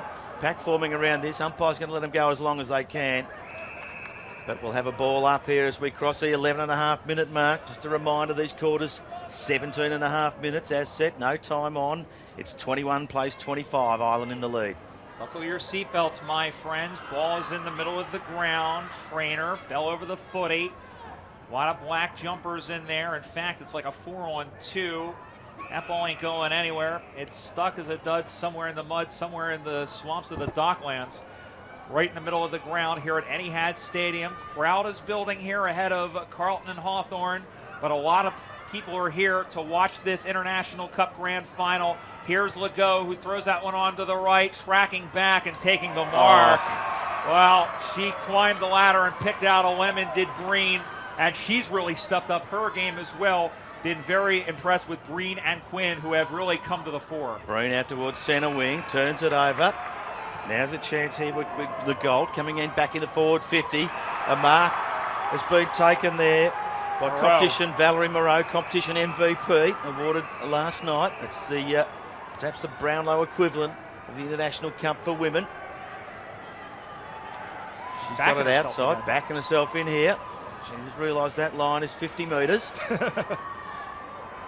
She's on her way here now, just off a couple of steps. Box it up towards the top of the square. All Irish there. They probably fly against each other, but Fitzpatrick takes the mark in defence for Ireland. They held a raffle, and Ireland won as they go out to the far side. Oh, that was a little bit of an off break, or was that a finger spin? I don't know. I haven't gotten that part down yet, but Ireland will get to it. Just shimmies away from one, throws that one onto the left. Boy, that was an ugly kick, but Keating was able to corral it. But wow, where was that to? 4 black jumpers, and it's Hillary Perry, the Calgary Kookaburra player, throws that one into the mixing machine. They converge. Marked by Valerie Moreau. Wow. Well, what she lacks in stature, she has in strength, and so Moreau, this will be a little bit closer from where she was just now, as she stands with her 2 feet just beyond the paint. The kick will come from 35. So the MVP of the tournament, to give her team the league. No, she went off the mark. A little bit of jiggery pokery just off the outside of the foot. It sails through. It's kept in play. Ireland desperately trying to get out of there as Jure sees it over. They wanted deliberate, and right in front of the Canadian supporters who are going absolutely ape droppings. All right, the ball comes back into play here now. It's getting pretty serious. There's 3.5 minutes left on the clock. Ireland now, a chance to get out there. She's worked pretty hard. She has put that on the full. Was it touched off the boot? The answer is no. It'll be a kick to Canada. Well within scoring range. It's got to be set. Just trying to work out who might have it here. 27. Kiefer. Just lowers the eyes, looking for a pass in towards the top of the square. Can't hit a target. Out it comes. It's a nice mark taken there by Nguyen. Haven't called her name very often here. Again, just lowers the eyes, hits up a teammate there. Rolf, no. Hilmy. Hilmy. And she's marked. You'd imagine within kicking range, she's going to kick this from probably 35 to 38 metres here. Towards the Coventry end here at Etihad Stadium. 4 points in arrears at the moment. The kick's on its way. It's not going to make the distance. Off the hands of the pack there. Plenty of Canadian around. Traffic around spoil. Here. Great spoil there. The Irish are going to get it out if they can. Fighting desperately here. The cup's on the line. As they come out to the near side, not much time left. They come it out and the ball's going out of bounds. Boundary throw in. Ireland 4-1-25. Canada 3-3-21. Next goal wins it, Darren. Oh, absolutely. There's 36 players within 20 metres of the ball here. Yeah, they're all jamming it. It's all clogged, just like a bad drain. Ball goes to ground. Held up again. Ball spills out free. Here is Hilmy throwing that one onto the right. Just drops in front of her target. Trying to corral her there was Cassidy, or check that. That was Rorty. Ball is locked in once again. Ireland's okay with this, as long as it stays locked in. Now it squirts out like a snail. Umpire says high tackle. Free kick, Canada. Well, not much time left. Canada, one last roll of the dice possibly. Kiefer in towards the forward zone there. Couldn't hit a target. Big tackle from Nicole Robertson there on her Irish opponent. Umpire doesn't reward that one. And they go to ground to be balled up here. About 12, 15 metres around from the Canadian goal. They're really putting some pressure on the Irish here. Had the lead for most of the afternoon. Irish just taking it off them. They want it back. And as Darren rightly said, there's about 36 players inside that 50-metre arc at the moment. Makes it very difficult to call. Players everywhere. Everybody wants it. Corrigan with her nose over it there for Canada. And we'll have another ball up. I was going to say, will Canada push them over the line, or Ireland's great green wall give them the cup? But as they just squirted out, kept in, handballed into the middle, threw that one onto the right, in towards 3 players there, couldn't claim it. Ball goes to ground, everyone swarms over it. Umpire calls that one in front. Just getting her right foot to the ball was Hilmy once again. Cannot be much time left. 17 minutes gone. You would think there's 30 seconds left. This is it. One last roll of the dice for Canada. Can Ireland put up the wall? Ball goes to ground. They stand it up one more time. They push it forward. It's still locked in there. Umpire gives it to me. We've got 7 seconds left if we believe the clock. Desperate slow stuff to get from it up. Moriarty Desperate there. stuff. Ball goes into the air. There it is! Ireland are the queens of the international football world.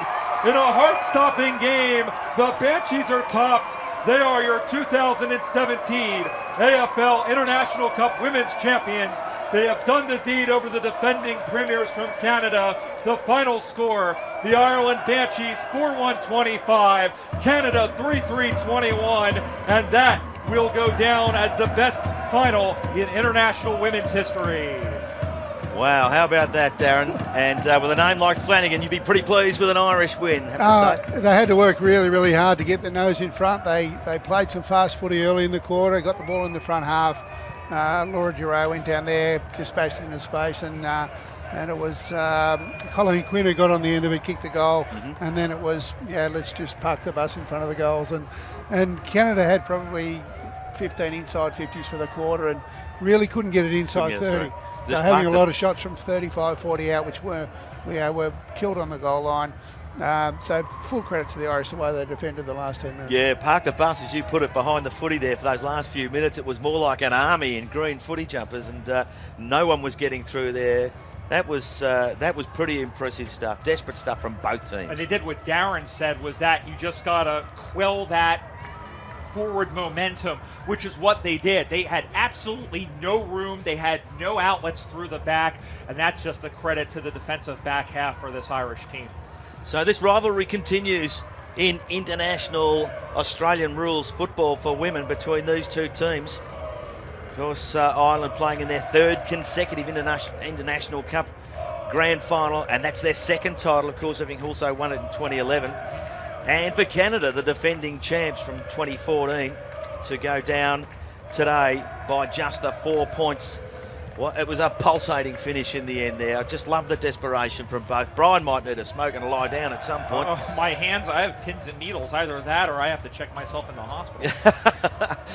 So, again, absolute devastation for the Northern Lights there from Canada. Having led for most of the afternoon, it's got to be said, Darren Flanagan, and having it taken from them at about the 7-minute mark of the final quarter here by the fast-finishing Banshees. And it was the good players, the ones we highlighted before the game. Quinn, her last quarter was outstanding. Yeah. Breen got off the chain, got a fair bit of the ball inside 50. The controlling influence of Laura Giroux across half-back, her ability to get on the outside, get the ball inside 50, and then set up that goal, which put them in front, and then control the back half. And then Clara Fitzpatrick for the whole game. What a star she is, really and truly. This is, just a tremendous performance from the Diamond Creek. 181 centimetres. She's not a short woman, and that was a spectacular performance, 4-quarter performance from her today. And for the Canadians, well, Valerie Moreau, she certainly franked the form of her Didn't best. she come into it in that last quarter too? Just Absolutely. a good player. Amy Legault, played the game with 2 crack ribs, courageous effort. Hilary Perry and Lara Hilmy just worked their way into the game, had plenty of it as well. Just a cracking game of footy. Oh, no question about that. Standard's pretty high, I would think, and you looked at the 8 teams that coming in. You figured these were the 2 teams that were going to be at the end. I mean, Great Britain gave Ireland all they could handle. They just snatched it at the death just to get here. And there's a lot of players that currently play in Australia could have a shout at AFLW. this is the cream of the crop. There's good players on all these other teams, but boy, women's footy developing well, not only here in Australia, but all around the world. And I'll tell you what, if you weren't entertained by this game, you're not entertained by football. And Darren Flannery, of course, you were working for Victorian talent identification for women's football. What do you see out there that we need to get involved with the Victorian Women's Footy League? Yeah, it's interesting because like Amy Legault's been out here and played a Yep. season of footy. Valerie Moreau's out here now. Katie Clapp for the US, who's playing at Melbourne Uni. Quite a few of the girls playing at the Shamrocks up in Sydney, which isn't a great competition. We did get a lot of the interstaters moving to Victoria to have a go at the VFLW, which is arguably the best domestic competition in the country. Yep. These girls aren't far away. Athletically, game sense, all that sort of stuff, they're not far away.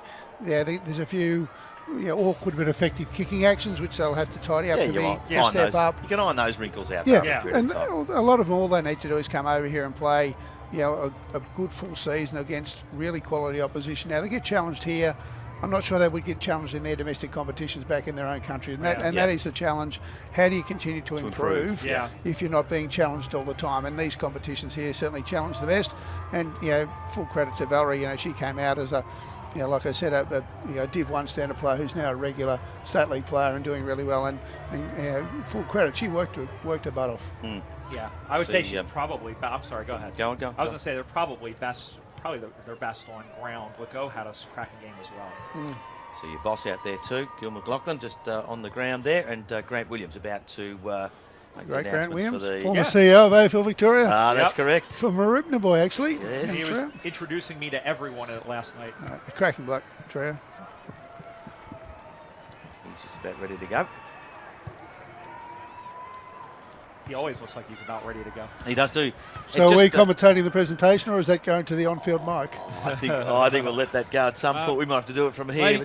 Ladies and gentlemen, boys and girls, on behalf of the AFL, I'd like to congratulate both Canada and also Ireland for making the 2017 AFL International Cup Women's Grand Final. Well done. Congratulations and thanks also go to the umpires this afternoon. Did a great job over the 2 weeks. I know you're representing 130 other umpires that umpired over the 2 weeks, so thank you very much and congratulations for making the grand final squad.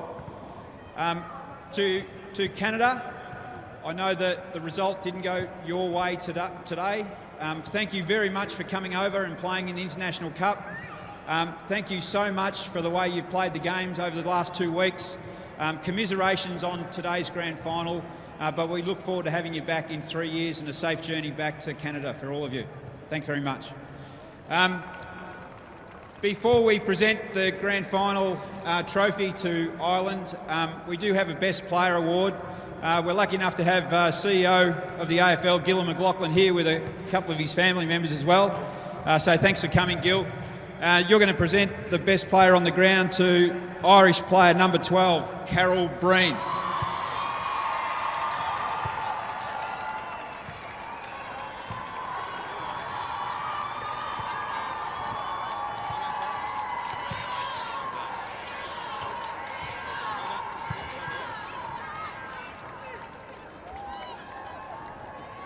And if I can now call on the joint captains of Ireland, Laura Corrigan-Juraya and Honora Mulcahy, along with coach Brendan Kelly, to come up and accept the trophy from Gil.